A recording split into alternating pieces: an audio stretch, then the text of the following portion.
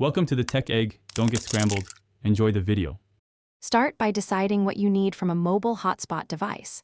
Check coverage maps for carriers in your city and for travel areas. Compare data plans and throttling policies, including 50 GB and unlimited options.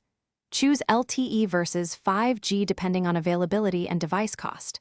Look for battery life near 10 hours and a physical size around 3-5 inches for portability. Confirm the device supports at least 10 simultaneous connections if you need many users.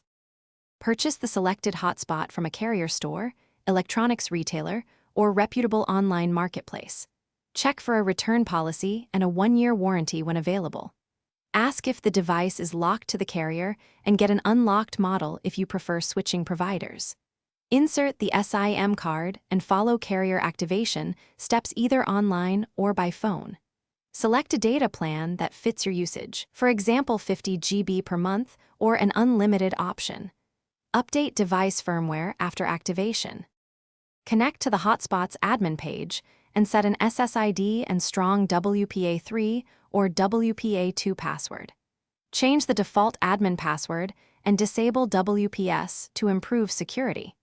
Enable a data usage alert or cap to avoid unexpected overage charges on a 50 GB plan.